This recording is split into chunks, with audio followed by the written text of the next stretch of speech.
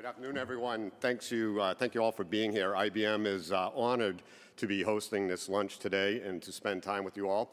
We're also proud to support this very important gathering as the security conversation continues to grow in importance. It is my honor to introduce you to Brian Haugli. He's CISO at the Hanover Insurance Group.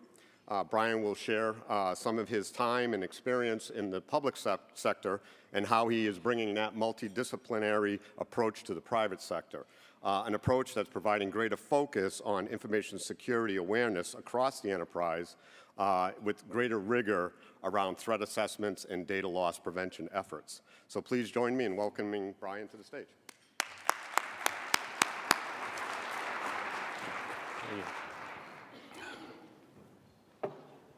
Good afternoon.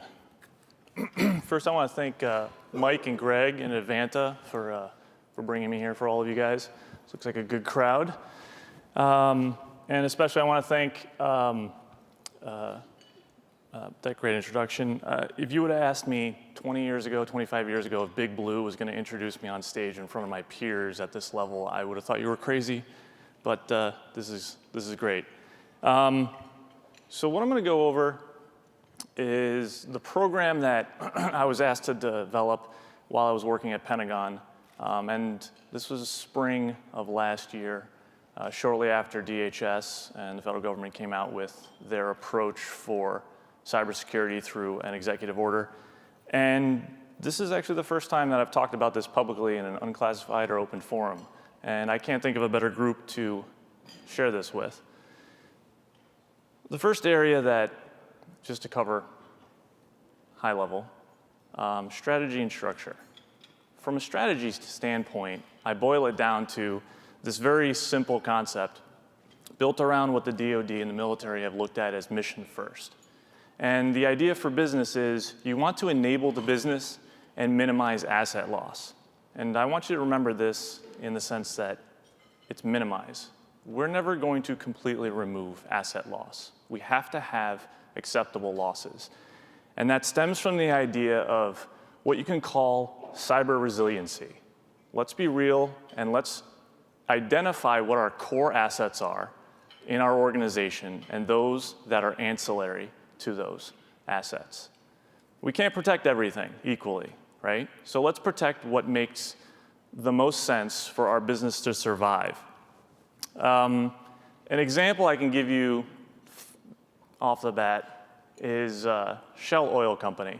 So if you talk to Shell Oil, from a consumer standpoint, you may think it's their point of sale. It's their ability to charge a customer. It's maybe accounting. But it's not. If you talk to Shell from a business standpoint, the thing that is most important to them are refineries and oil fields. Why? Because that's what gets black gold out of the ground. They can lose everything else, but if they lose that, a time-sensitive capability, they have real problems. They can bring in accountants over the weekend over time and pump in information to catch up on accounting. They can actually accept a loss at the pump if you can't charge credit card, but they can't lose out on the ability to pump oil. That's their critical asset. So what do you think bringing this idea to them showed? Instead of trying to protect everything, let's just protect what's core to our business. And it starts with standards. It's the most unsexy graph that I could probably present to all of you. And standards really aren't that great to really get into and talk about, but really at the center of everything, it's what we need to have as a foundation. And we need to have it solidly in place to protect those core assets, those functions, those business areas, and effectively your mission for your company. The government was good enough through NIST, the National Institute of Science and Technology, federal agency underneath the Department of Commerce, to come out with the NIST Core. You may have seen it. It's also known as CSF. And across 5 discipline areas, identify, protect, detect, respond, and recover, they've developed 167 controls that you can apply to your organization. And it allows you to see your organization through one framework and say, give me the next one. There we go. Where is it that we can apply our controls to get the biggest bang for our buck, in a sense? And it is a great framework, but it's actually a very poor priority list. If you go through the entire core framework, you'll come out and say, oh, great, I'm green here, I'm red there, I'm lacking in some areas, go figure. But what do I start with? What am I going to go fix first? And what we developed and pieced together, luckily through NIST, was a addition to the critical security controls. They're also known as the SANS Top 20, the FBI Top 20. The Australian government has their version. NSA has their assurance levels. However you want to look at it, this allows you, if you apply it to your core framework, to immediately prioritize what you need to work on first and then last. So as I find issues within my organization, if something is lower on that list, I'm going to address it later on. But by itself, it's not a framework. And for some reason, these two were never coupled together. So from a practitioner standpoint, this made a great marriage. What's really interesting is that the gentleman behind both of these, Tony Sager out of NIST, actually developed both of these, yet both of them weren't pieced together and applied for the framework to be used not only by the government, but by other organizations. The goal out of this really is to just get you a baseline view against a national standard with a priority list to start tackling. And the matrix exists for both of these products.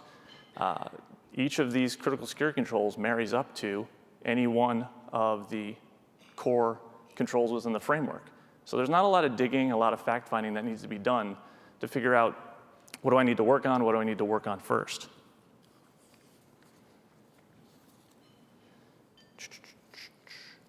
First keynote, so bear with me. Around these standards, the next step is to pull together a governance framework. And you need to move this framework not just from a point-in-time snapshot of what do these controls look like today. I want to know what these controls look like on a Tuesday, on a next Friday, on a continual basis. And the only way to really do that is through pulling all of those controls into some type of platform. This is one of the areas where automation truly does serve a great purpose and has a huge effect on the outcome. You can manually manage these, and DHS provides a great tool if anyone wants to look and start looking at how to implement these controls or just see where you are right now. It's called CSET, C-S-E-E-T. It's developed by Idaho National Labs, and it was provided through tax dollars, your money and my money, to the government and to anybody else who wants it to see what your organization looks like against any of these controls. Through governance, we all know that we can establish ownership and accountability with those CIOs and the businesses. And that's exactly what we need to do. Within the DoD, for any system or data set, there's a rule. If there's no system owner, there's no asset. Anything that exists with an IP on the network must have an owner. There has to be a warm pulse associated with that IP. Otherwise, why is it online? What's it doing? Who's it serving? And you can look beyond just what you want to do for your own organization. There are other organizations out there that'll become knocking, also known as regulators, that will have this in mind. And a lot of them are starting to go towards or have already adopted these frameworks, NIST in particular. Any publicly traded company that's going to be audited by the SEC, their second round, second wave as they're calling it, is coming through for audits. Guess what they're using? The NIST core framework. DMVs across the states, any insurance company in this room will know that dealing with state regulators is a chore. I've learned that in my short time with the Hanover. It's needed and they're doing a good job, but guess what? They're already come to the table with the tests and the answers that you should already know if you've adopted and married up your organization to this framework. I can easily hand the answers and my assessment of my own organization against this framework to any one of them who come in. And it's the same answer all the time. It's because we've all now aligned to a national standard.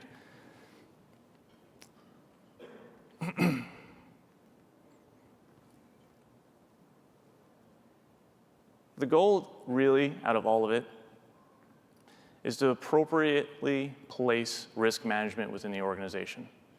How many of us can look at our own organizations and have somebody too low or group too low in the organization accepting risk on systems that ultimately are accounted for by the higher level? And conversely, how many times have we accepted risk or made decisions that haven't quite trickled down to be affected or be implemented by the practitioners. By moving risk management into the appropriate levels and not looking at it as one whole instead of a tiered approach, and this three-tier approach may not work for you. Maybe you have 2, maybe you have 4. But by driving it into the appropriate areas, you gain better traction.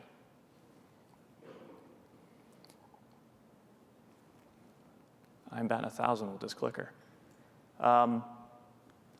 So beyond just core framework, and again, no one really likes to talk about standards, this area outlined are the tactical areas, if you will, that we took out of these standards and said, as practitioners, we need to really drive a lot of work through them. And we saw a lot of promise and a lot of very, very good outcomes within the Pentagon around these. The first area I'll talk about is training, awareness, and outreach. It's the most important asset and the most underinvested area of all of our organizations. It's the people. How can I raise the security posture through the employee base? Well, you have to do it through a more tangible way.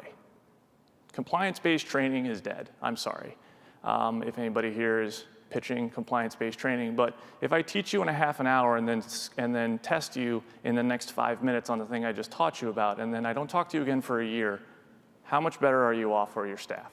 You're not. What organizations and people need now, older folks will know them as jingles. Younger folks will know them as vines. You need something that's short and tangible and digestible. I don't have a lot of your attention in the workplace, right? Because security is not everybody's job as much as we want to say it is. It's a short amount of time. How can I drive a message quickly and effectively in front of someone so that they take it, they remember it, and they walk away humming that tune? It's a shift that we need to make within our organizations. And it's a shift that we were trying to make within the DoD. And it turned out pretty good. As far as insider threat goes, it's an area that I know not a lot of people like to talk about. You want to believe that you have all good people working for you. But you can't look at insider threat as a black and white issue. It's really a range. And you need to involve your HR, your operations, your physical security into that area to drive insider threat basically out of your organization. And I'll just give you a tidbit. Carnegie Mellon did some very good work on insider threat. Their research is all published. It aligns perfectly to the NIST core framework. And it's out there and available should you choose to use it. I highly recommend it. We developed a program based on that research for Pentagon and saw its initial implementations.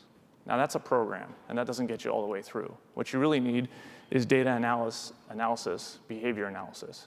How do you couple in information about Bob leaving on a Friday, takes a week's vacation, comes back and quits? And then you find out later on that the week before Bob took that vacation, Bob accessed a whole lot of information that he never accessed before. Well, that should be a yellow flag, if not a red flag to you. How do you get in front of that? How do you couple that information and data access by people, and then couple that with human and user behavior out of HR into what may happen in the future? How do you build this predictive analytics? And that's the technical component, but you need that initial program in place before you can effectively drive any kind of change through data analytics on user behavior. One of my favorite areas is the upper right. It's red teaming. And if anybody knows what red teaming is, some people look at pen tests as red teams. You have to look beyond that. That's like saying you got into a car accident, you brought your car in for body work and engine work, and all they did was work on the body and gave you back the car. Red teaming is a full view of your organization from your adversary, and that's exactly what it is. It's taking the adversary's perspective on your organization and seeing what you look like to them and the rest of the world. Now, you might want to check the box and get a red team in or do a pen test and say that you did that. I feel that sometimes it falls short. You need to go beyond. You got to not hold back, because bad guys don't hold back. they will target your children. It's unfortunate, but nothing is off limits. You have to ask yourself, how secure is my CEO's home network? How secure is my COO or my CIO's home network? Or more importantly, their children's or their family's information and assets that are going onto that network? Because I'll bet you he probably brings his iPhone or phone or laptop home onto that same exact network and then comes back into your office and does work.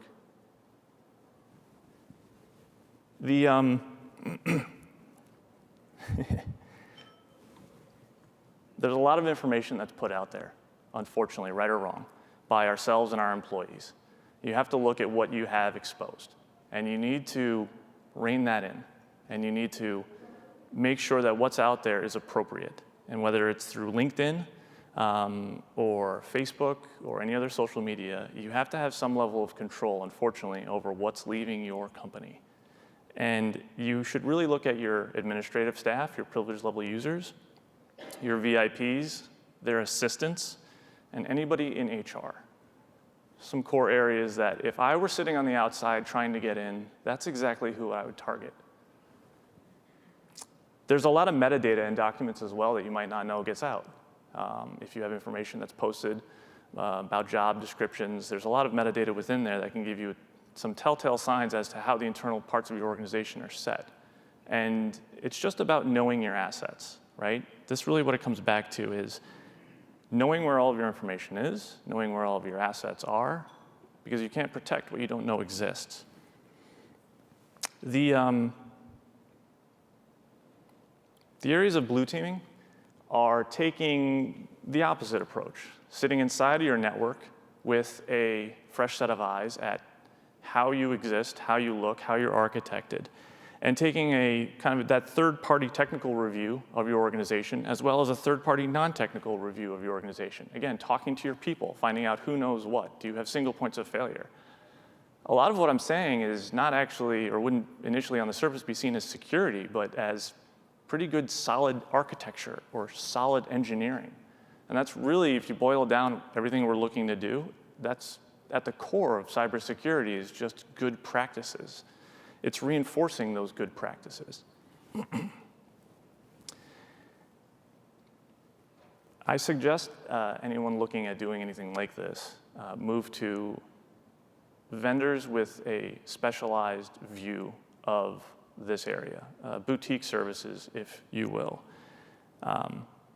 It's a core function. Both of these areas are very specialized skill sets, and I've seen more out of that specialized group than out of broad brush general IT view of security. Vulnerability management and secure configurations, two other very key areas from a practitioner standpoint surrounding this. Again, knowing 100% of your environment. You have to know your environment. You have to know what your pivot points are within your environment. It's not one thing to just say, yes, I have a website that's exposed to the internet. If I gained a hold of that website, how do I go from there? And then what can I get to? Can I get to a database? Can I immediately get to your user population? What's the pivot points? You have to know where your traffic is. Again, taking that outside perspective into your organization. It's not just good enough anymore to be sitting back within the walls that we've built of our groups and our organizations, peering back, reveling in their awesomeness. Those walls are going to fail us, and they have if you haven't already seen. It's knowing what's there, being able to effectively drive the change with what's there, and assessing, oh, thank you. What service? From a vulnerability standpoint, you need to manage vulnerabilities, not reports, okay? You should really look at vulnerabilities across your organization, not by asset. So if you have a single piece that is affecting you, look at it across the enterprise. We can go back to Heartbleed, how much headache that cost everybody. Most people were rallying around trying to figure out where that was in their organization, not fixing it, right? If you knew where it existed, then you could get ahead of it, right? It's managing a vulnerability across the enterprise, not just, well, this server has 20. Okay, great. We need to take care of that. That's important. But across the enterprise, we have a systemic issue that is found within this CVE that can cause us a lot of pain. How do we address that across?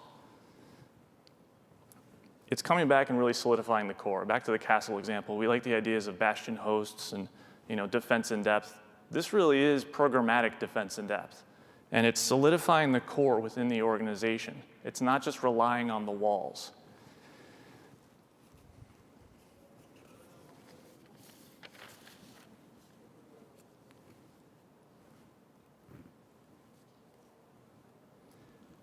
I'll give you a vulnerability management use case. So anybody here read the Daily Mail? Not one of the 165 million people reading the world's #1 newspaper online? That's okay. I don't read it either, and for good reason. Daily Mail, unfortunately, had and this happens more often than not, it's a classic waterhole attack. And basically, attackers were able to get an exploit kit delivered through malicious content, through subcontracted advertising within an organization. Well, what does this mean for us? We can teach everybody all we want. We can put protections in place, but if you really look back at it, we need to send anybody out into the big bad world of the internet with the most secure devices we possibly can. We're doing ourselves a disservice if we don't patch fully our systems that are going to end up going out into the world. This is exploited by just browsing a web page. You're not clicking on anything. You're just browsing a web page. That's a problem. And it's a problem that you can actually stop. You can cut it off.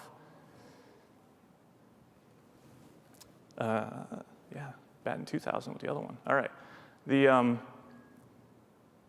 Just as an aside, this is the number of 0 days and vulnerabilities that affected all of us in the first 6 months of this year. These were all used in targeting, and it's across the biggest attack surfaces that we have: Java, Adobe Flash, Adobe PDF, Office, IE. If you're looking for something to concentrate on when you leave this room and what you're going to bring back to your organization is the patch, focus on this. And if you truly believe that your patch management is up to par, meet me after this talk. I've got a couple currently active websites that end in .ru that I'd like you to peruse and access and just view from your machine. We can have a discussion about exactly what's happening. The last area that I like, probably the most, is what I review as real-time defensive operations. And again, this is an area where it's better to invest in the people, because there's a lot of technology out there that we can leverage that shouldn't cost us a lot if we're looking to just establish initial capabilities. And that's pulling in intelligence, moving to event analysis, seeing what's on your network, handling any incidents that come up, and then forensically working on and responding to any of those incidents. And it's a circle, in the sense that if I get intelligence in and I get 5 pieces to look at in my organization, as through my cycle, I start finding more and more and more, and then I end up coming to the end of my forensics piece with 10 more. Now I have 15 pieces of intelligence to work from going forward. I'm smarter. And to thank IBM, if anybody's not a member of the FSISAC or part of any of the information sharing and analytics centers underneath DHS, it is a tremendous, tremendous area and wealth of information for intelligence. And I'd like to thank IBM because they recently were one of the premier vendors who signed a pact, I don't know if pact is the right word, but with FSISAC to share more of their threat intelligence out of their proprietary vendor solutions with the community. Intelligence is about what's going on outside of those castle walls. You have to stand up there on top, look over the wall, and see what's going on outside of it. We need to do more of that. And you not only need to do that, you need to call other kingdoms and ask what's going on in their castles and outside of their walls. And it requires a level of context. Just getting a feed of IPs or MD5s or some type of indicator of compromise is not enough. That's called raw intelligence. That's good, but it's not great. You still need a human analyst to take that and make it into actionable intelligence. And that's the key piece, is the human analyst piece. It's where we should be investing more of our people, more of our time and energy is in our people for this area. Event analysis is really just going beyond the signatures and looking for anomalies, not just alerts. You need to be looking at your network security monitoring, not just staring at a SIM. Incident handling is about better aggressively interrogating your endpoints across your enterprise. And forensics and incident response is really moving towards full capture of information that's going on, reversing it and feeding back into your intelligence group, and then hopefully feeding back into the intelligence community that you're a part of. And it's a kind of unfortunate idea, but herd immunity works, right? Unfortunately, somebody's going to be picked off first. Yeah, we don't always want it to be us. But if it is, tell everybody else. Because I can tell you from within the confines of DoD, as much as you might hear that some things don't work, this is one that does. We gain a lot of information from other agencies. We share. And because of that, we're stronger. So use the community. So as an example for intelligence, I'd like to give you this. This gentleman is James Clapper. He's the Director of National Intelligence, highest-ranking military intelligence officer in the world. Nice guy. Well, I'm sitting down at dinner, actually, with a friend of mine who's a chip programmer for IBM, very smart fellow. And we're having a great meal at a Ruth's Chris House down in Virginia in March of last year. And immediately after sitting down, two gentlemen, earpieces, big guys, walk in, sweep the place. And then comes in the director, his wife, Charlie Allen, another amazing intelligence person within the IC, and his wife sit down to a nice dinner, one table over from us at the Ruth's Chris. Now, I'm not sure if it was me being excited of seeing the director and somebody like this out in the real world, right? It's like seeing Santa Claus for the, although he does not look like Santa. But, or it might have been the second glass of Merlot. I'm not sure, but I decided to tweet this. And I said, yeah, what's the worst that could probably happen?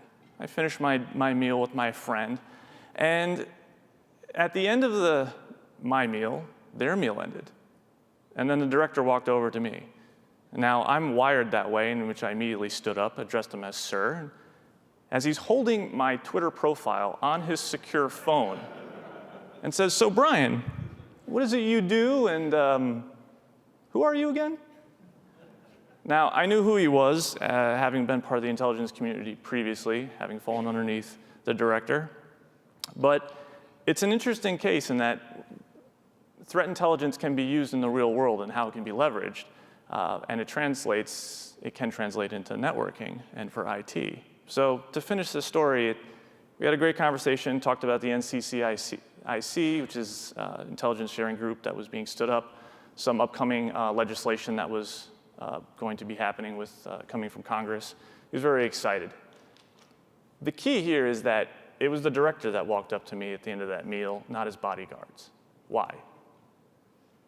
The organization behind him knew who their critical asset was, Director Clapper. They knew the environment that he was within. They were in a Ruth's Chris house. They knew the security mechanisms that they had around him, all of his personnel. And they knew the people that he was with, Charlie Allen and their wives. They knew their environment. They knew their assets. They knew where they were. They knew what was going on. They obviously looked up who I was. They saw that I had a clearance, saw the programs that I worked on, knew my background, and that's my Twitter profile, so they don't know what I look like. But they found out. It's not that hard. If you Google Brian Haugli, you'll find a picture of me pretty easily. So again, it was him walking up to me at the end of that meal because they knew that I was not a threat, and it was not his bodyguards. Because had it been, it probably would not have led to a third glass of Merlot.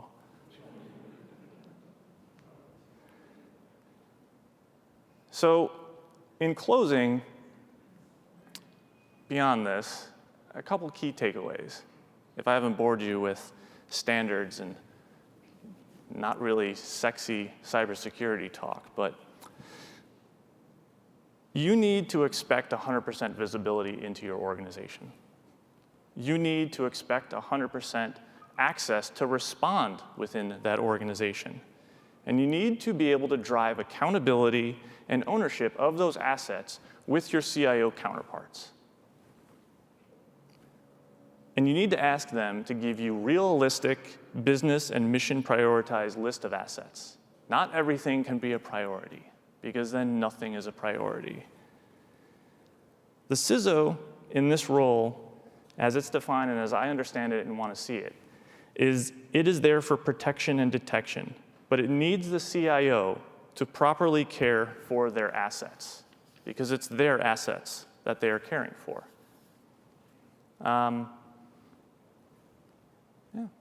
If any of you want to contact me after this, I'll be here for the rest of the day.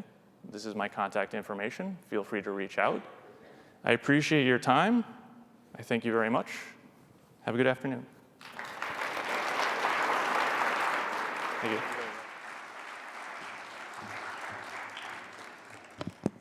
Well, thank you very much, Brian. Michael and I were very excited to have you on the agenda and to get your insight, and I'm sure everybody else has benefited from it as well. So, like Brian said, you're welcome to obviously connect with him with the information he shared, or in the networking pavilion, or even on Evanta 365 Connect.